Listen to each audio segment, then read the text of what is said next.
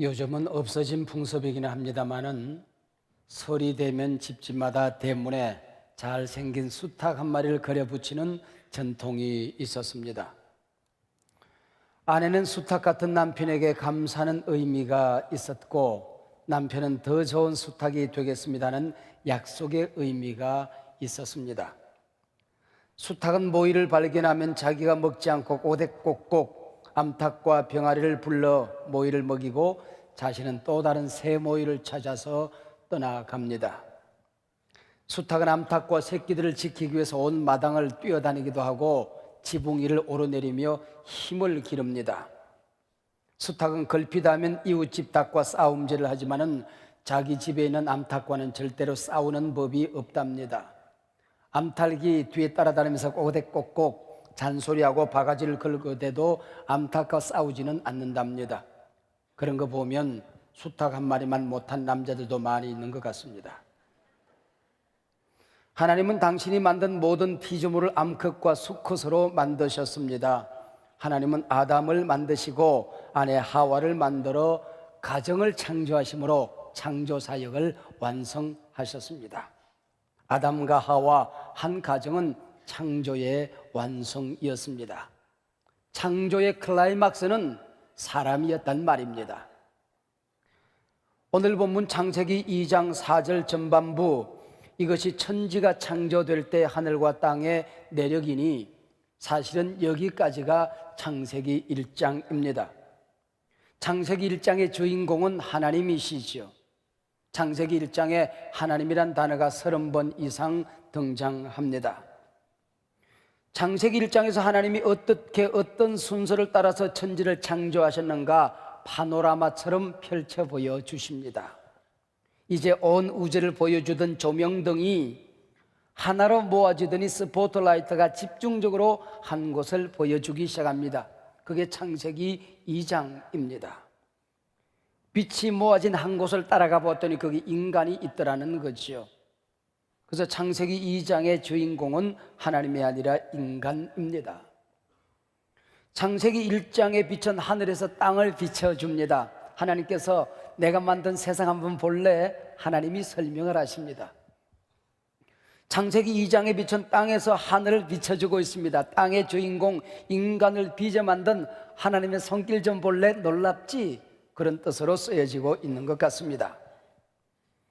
천지 창조의 스포트라이트가 모아진 곳은 저 광활한 은하계가 아니라는 겁니다. 저 넓은 바다, 그 속에는 진기한 풀들과 물고기가 아니라는 것입니다. 온 세상에 가득한 꽃들, 과일이 주인공이 아니라는 거죠. 그 스포트라이트의 주인공은 사람이었습니다. 우주의 주인은 물질, 돈이 아니었습니다. 물질 세계는 천지창조의 목적이 아니었습니다. 이 땅 최고의 가치는 물질이 아니었습니다.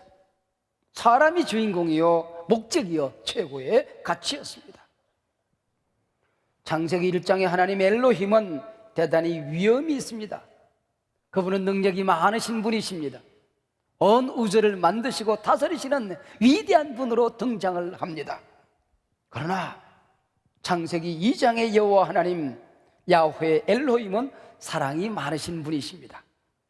사람을 친구처럼 대해주시는 자상하신 분으로 등장합니다. 창세기 2장에서는 창조를 연대기적적 시간을 따라서 기록하고 있지 않습니다. 하나님이 인간을 얼마나 사랑하셨는지, 특별한 관심으로 배려하시는가를 말하고 있습니다. 부자 아버지가 사랑하는 자식을 위해서 기업을 준비하시듯이 사람에게 선물하시기 위해 천지를 엿새 동안 하나하나 준비하셨습니다. 하늘도 땅도, 거기는 모든 것들도 하나님께서 인간을 위하여 준비해 주신 선물이라는 것입니다. 오늘 본문 4절, 5절, 6절은 이런 뜻입니다. 여호와 하나님이 인간을 위하여 엿새 동안 온 세상을 만드셨다. 그러나 그 땅의 주인공 인간이 나타나기 전까지 하늘에는 구름이 가득히 고여 있었지만 비는 아직 내리지 않고 있었다. 땅은 사람이 먹을 채소와 과일을 맺기 위해 온갖 준비를 다 하고 있었다. 땅을 다스릴 사람이 등장하기까지 안개와 수증기가 땅을 덮고 있을 뿐이었다.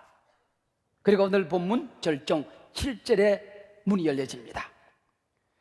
여호와 하나님이 땅의 흙으로 사람을 지으시고 생기를 그 코에 불어넣으시니 사람이 생명이 된지라. 신구약 성경의 위대한 귀절, 오늘 7절의 문이 열려집니다. 창세기 1장에서는 하나님께서 하나님의 형상을 따라 남자와 여자를 만드셨다 단순하게 설명하고 끝을 냅니다. 그러나 2장에 와서는 어떻게 하나님의 형상이 만들어졌는지 그 코에 생기를 불어넣어서 살아있는 생명체, 생명이 되게 하셨다고 구체적으로 설명을 합니다. 그리고 2장에 와서는 남자를 어떻게 만드셨는지, 하나님이 어떻게 빚으셨는지, 그리고 여자를 어떤 목적을 가지고 어떻게 만드셨는지 상세하게 설명을 합니다. 본문 7절은 사람이 무엇인가, 즉 인간론에 대한 세 가지 중요한 사실을 우리에게 가르쳐 줍니다. 첫 번째, 인간은 피조물이라는 것입니다. 하나님이 만드셨다는 것입니다. 주인이 따로 있다는 것을 가르쳐 줍니다. 두 번째는 사람은 땅의 흙으로 빚어졌다는 것입니다. 여러분, 여기 흙이란 말을 히브리 말로 아다마, 그렇게 이름합니다. 이 아다마로 빚어 만든 첫 번째 사람의 이름이 아담이지요. 그래서 이 아담이란 말은 아다마에서 왔습니다. 하나님께서 첫 번째 사람을 만드시고 아담이라고 부르셨다는 얘기는 너는 흙이다, 그런 뜻이지요. 세 번째, 인간은 하나님의 생기가 들어갈 때 비로소 생명, 살아있는 생명체가 되었다고 설명을 합니다.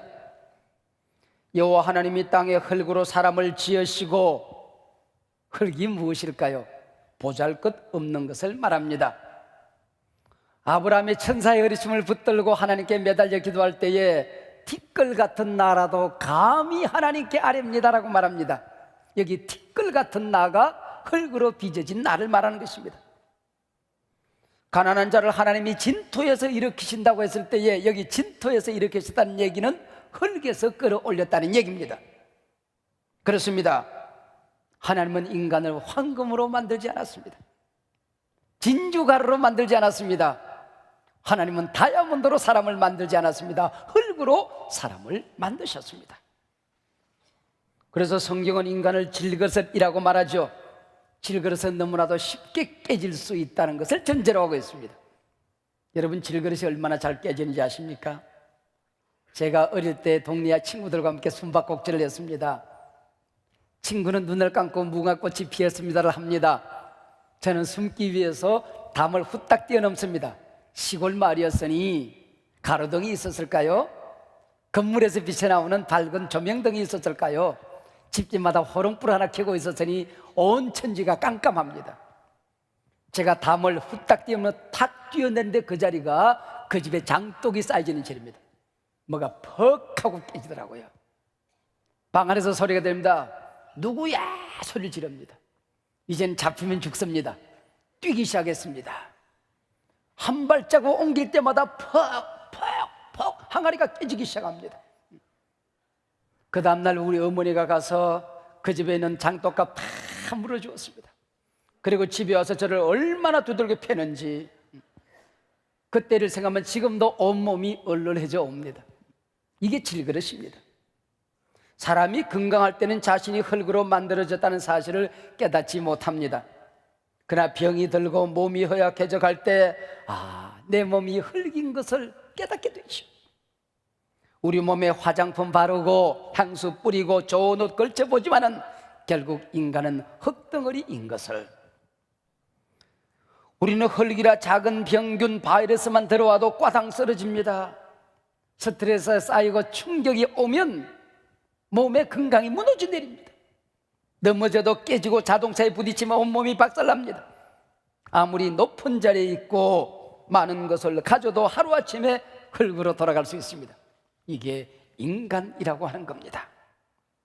너는 흙이니 흙으로 돌아가리라. 흙으로 지어진 인간은 이 세상에 그래 오래 살지 못합니다. 건강하다고 할지라도 70, 80, 90입니다. 그 연수에 자랑한 수고와 슬픔뿐입니다. 인생은 신속히 날아갑니다. 모두 안개와 같고 들의 꽃과 같습니다. 이게 시편 기자 시인의 노래입니다. 아무리 잘 먹고 잘 살고 편히 살아도 개구리 올챙임을 기억하고 교만하지 말아야 됩니다. 여러분 기억하세요. 인간에게서 하나님 빼고 나면 흙덩어리입니다. 하나님 없는 인간은 허무하기 짝이 없습니다. 날 문득 자기를 자랑하고 싶은 마음이 생길 때마다, 뽐내고 싶은 마음이 생길 때마다, 교만한 마음이 생길 때마다 자기 자신을 깨우쳐 주세요. 흙덩어리 주제에 까불지 말자. 한번 따라하세요. 흙덩어리 주제에 까불지 말자. 나 말고 각자. 나만 보고 얘기하니까 나한테 다 얘기하는 것 같네. 저도 그렇게 생각하고 살게요. 여호와 하나님이 땅에 흙으로 사람을 지으셨다. 여기서 인생이 끝났다고 한다면 얼마나 허무했을까요? 그러나 그 다음 절을 보십시오. 여호와 하나님이 생기를 그 코에 불어넣으시니 생명이 된지라. 하나님과 호흡할 수 있는 살아있는 생명체가 되었다는 것입니다. 사람의 생명은 육체에 있지 않습니다. 하나님이 코에 불어넣어 주신 생기, 그 영혼에 있는 것입니다. 아무리 잘생긴 사람도, 아무리 건강하던 사람도 육체와 영혼이 분리되어지면 죽은 겁니다.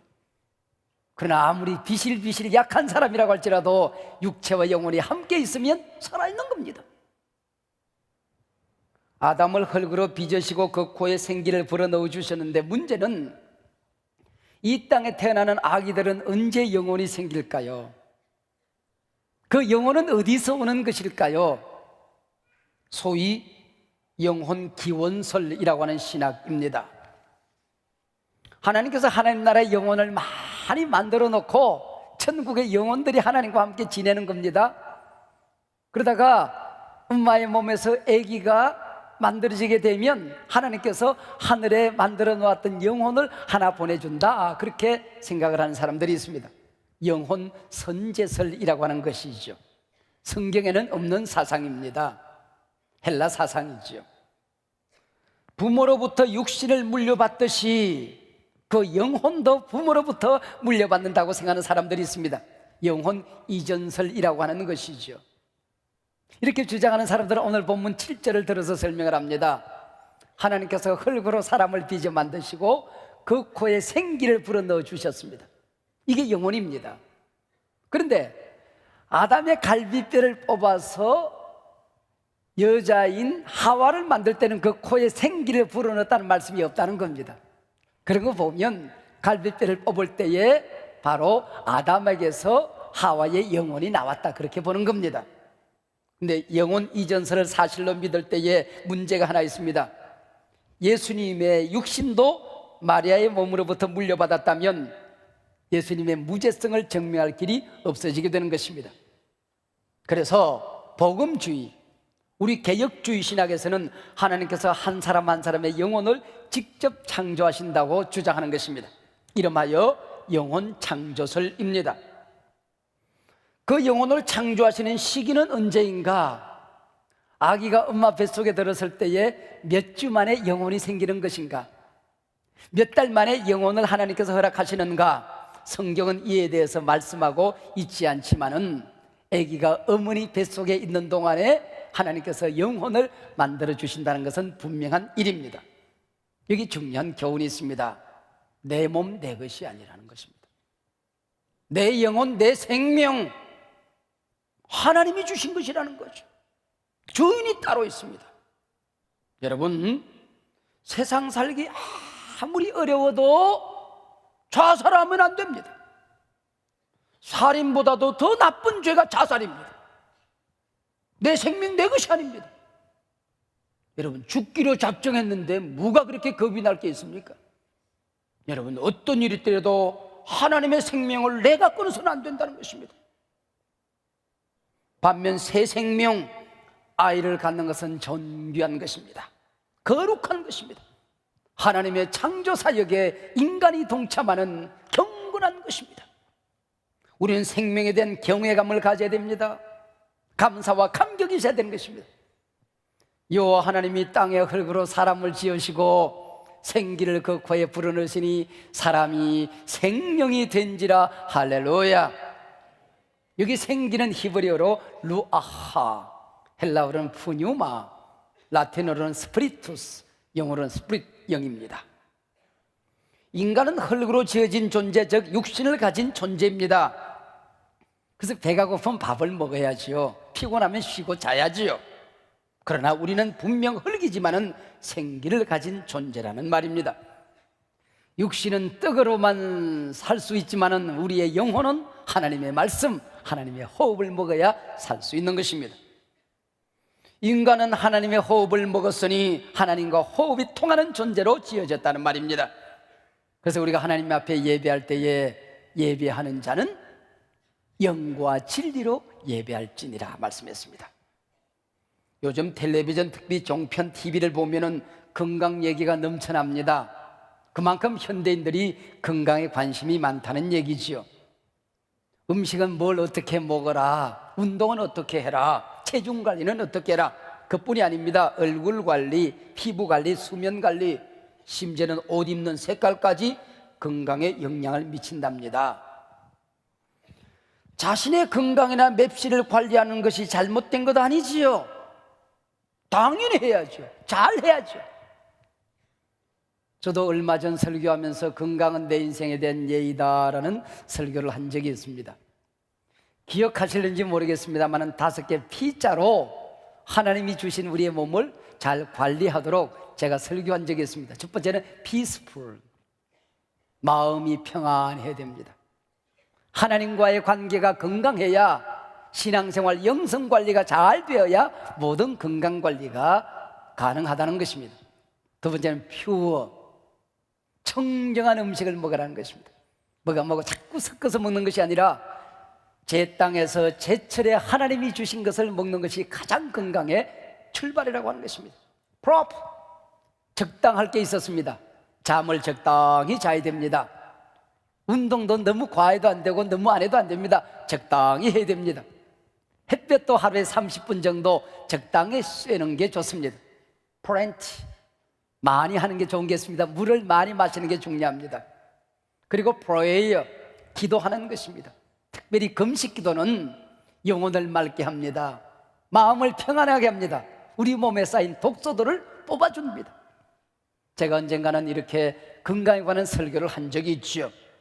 그러나 육신 관리에 관심을 가지는 것만큼 자신의 영혼 관리를 위해서 애를 쓰고 있느냐는 것입니다.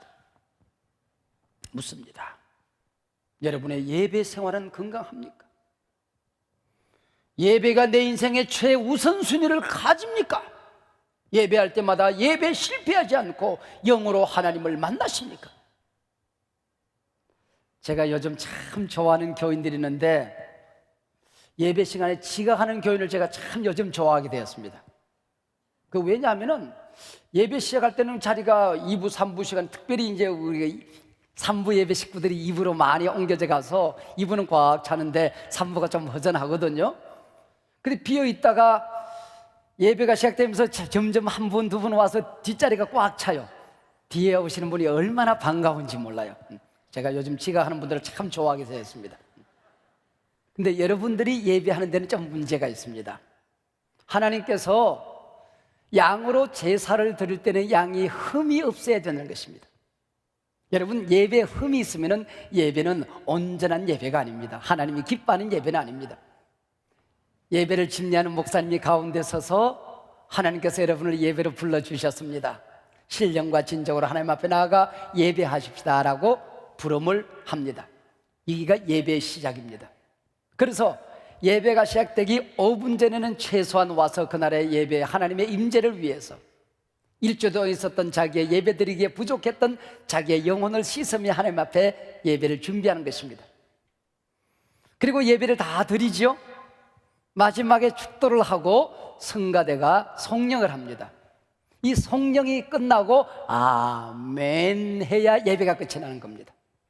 축도 끝났는데 우르르 일어서면 또 그 예배가 흠이 생기는 것입니다. 여러분, 성령 시간에 오늘 드렸던 예배를 기억하시면서 하나님 앞에 마지막 영광을 돌려드리는 것입니다.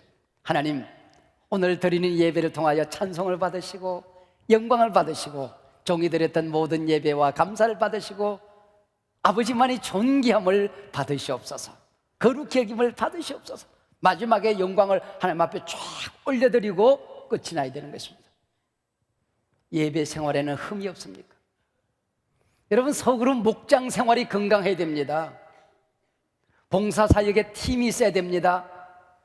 여러분, 주님의 심장 속에 있는 그 교회, 1세기를 뒤집었던 그 교회, 마지막 때에 성령이 세우시는 그 교회가 어떤 교회일까? 우리가 찾아갈 때에 각 집에서 모여서 예배를 드리고 교제했던 코인원회가 있었던 바로 그 예배였습니다. 그 교회였습니다. 그래서 우리 교회는 목장교회의 비전을 가지고 있는 것입니다. 여러분, 목장 생활이 건강하십니까? 영적인 훈련을 잘 받고 있습니까? 성공의 사다리에 잘 동참하고 있느냐, 그 얘기입니다. 골프를 합니다. 피트니스 클럽에 갑니다. 조깅을 합니다. 그런데 영적인 훈련을 하지 않는다. 육체는 돌로 보는데 영혼은 지금 게으르고 방만하고 나태해져 있는 것 아니겠습니까? 복음 전도는 여러분 건강하십니까? 왜 주님의 그 수많은 명령 가운데 복음 전도가 지상 명령일까요? 여러분, 살아있다고 하나 예수를 그리스도로 믿지 못하는 사람들은 죽은 영혼이죠. 너는 육체라, 고기 덩어리만 남아있는 것입니다. 그 영혼을 하나님 앞으로 인도하는 것, 이것은 그 어떤 것보다도 중요하다는 것입니다. 그래서 천국에서는 잔치가 벌어지는 것입니다. 여러분, 주변을 잘 섬기고 있습니까? 여러분, 섬기면 먼저 하나님을 섬기는 것입니다. 하나님을 잘 섬겨야 됩니다. 그리고 주님의 몸을 섬기는 것입니다. 교회를 섬기는 것입니다. 교회를 섬기는 게 주님을 섬기는 것이거든요. 그리고 난 다음에 이웃, 특별히 가정과 연약한 자를 잘 섬겨야 되는 것입니다.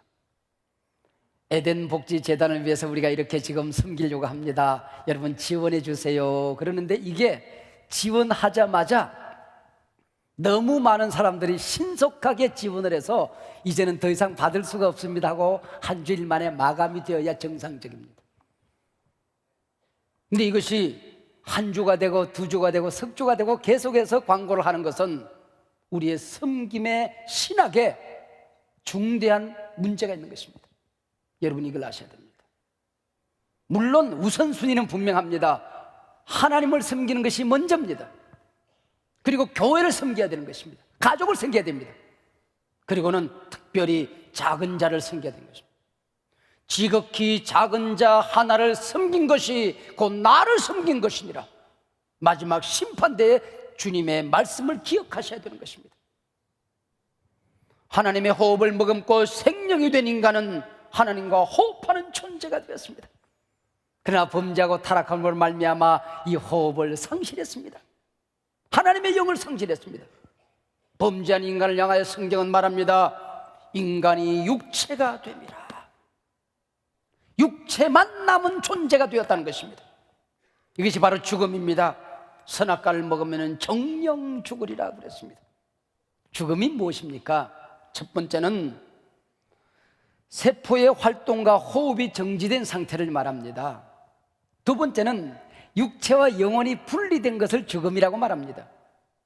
여기 정령 죽으라는 영적인 죽음은 하나님과 분리된 상태를 말하는 것입니다. 하나님의 영혼을 상실한 것을 말하는 것입니다. 하나님과 분리되고 하나님의 영을 상실한 인간은 육체가 됨이라 성경은 말합니다. 하나님과 분리된 인간은 죽음의 순간을 맞이하면 불안합니다. 왜요? 그 영혼이 갈 곳을 알기 때문에 그렇습니다. 하나님께 가지 못한다는 것을 알기 때문에 불안한 것입니다. 이 죽음의 문제를 해결하고 인간을 구원하기 위해 예수님께서 이 땅에 오셨습니다. 우리 곁에 오셨습니다. 주 예수를 믿으면 하나님의 영이 다시 찾아와 내 영이 회복되는 것입니다. 부활하신 주님께서 제자들을 찾아오셨습니다. 그리고 주님께서 숨을 내쉬며 가라사대. 이 숨이 무엇입니까? 아담을 빚어 만들고 그 코에 생기를 불어넣었던 바로 그 숨입니다. 창조주의 숨입니다. 숨을 내쉬며 가라사대 성령을 받을지어다. 너에게 평강이 있을지어다. 오늘 죽어도 걱정하지 말라는 겁니다. 성령이 우리 가운데 다시 찾아오는 것입니다. 그리고 평강이 있을지어다. 오늘이 내 인생의 마지막 날을 맞이한다 할지라도 내 영이 주님 곁으로 가게 되는 것입니다. 이게 평강이죠. 예수를 영접하면 에덴 동산의 그 호흡이 회복되어집니다. 하나님의 영이 찾아와서 하나님의 자녀가 되는 것입니다. 오늘 죽어도 기쁘게 죽을 수 있는 것입니다. 우리의 영이 하나님께로 가기 때문입니다. 하나님 없이 방향도 목적도 희망도 없이 살던 인생이 하나님 나라를 향하여 달려가게 되는 것입니다. 살아있는 영적인 존재로서 이 땅을 살아가게 되는 것입니다. 예수를 믿고 하나님의 영이 회복된 삶은 성경은 거듭난다라고 말합니다. 다시 태어나는 것입니다. 타락하여 잃어버렸던 하나님의 형상이 회복된 것입니다. 사단의 백성이 하나님의 자녀, 하나님의 백성이 되었습니다. 지옥의 문이 닫혀지고 천국의 문이 열려지게 된 것입니다. 그런즉 누구든지 그리스도 안에 있으면 새로운 피조물이라. 이전에 육신의 인생은 끝이 났고 새로운 삶, 새 피조물이 되었느니라. 하나님의 아들 예수 그리스도가 없는 자에게는 생명이 없나니 아들이 있는 자에게는 영생이 있느니라. 누구든지 거듭나지 않으면 하나님 나라를 볼 수가 없느니라. 사람을 지으신 분은 하나님이십니다. 우리 생명의 주인은 하나님이십니다. 우리 생명에 대해서 자존감을 가지고 존귀함을 깨닫고 살아가십시다. 인간은 하나님을 모시지 않으면 육체에 불과합니다. 그래서 우리는 주 예수를 그리스도로 믿는 것입니다. 하나님의 자녀가 되었습니다. 영생을 얻었습니다. 천국의 백성이 되었습니다. 하나님의 호흡이 다시 살아났습니다. 하나님께서 흙으로 사람을 빚어 만드시고 생기를 그 코에 불어넣으시니 사람이 생명이 된지라. 할렐루야. 살아 꿈틀거리는 생명체로 하나님의 영이 내 안에 숨쉬는 생명으로서 이 땅을 살아가는 사람이 된 것입니다. 오늘 내 인생을 맞이한다 할지라도 내 호흡이 하나님 곁에서 숨쉬는 것을 여러분들이 발견하게 될 것입니다.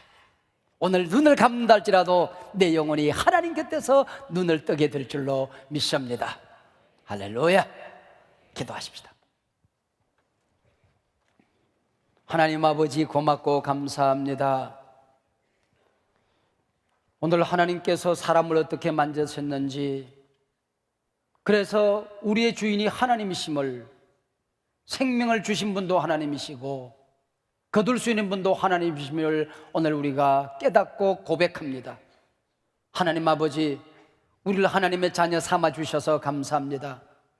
우리 안에 예수님 계시고 하나님 역사하시고 성령이 함께 하시니 우리가 처음 에덴 동산에서 만들어졌던 우리 아담의 그 호흡이 우리 안에 숨쉬게 하시니 주여 감사합니다. 오늘 이 예배 드리는 우리 성도님들 가운데 한 사람도 육체로 이 자리 떠나지 않게 하여 주시옵시고, 하나님과 호흡하고 하나님의 영을 공급받은 구원받은 백성으로 이 세상을 살아가도록 도와주시옵소서. 예수님 이름으로 기도하옵나이다. 아멘.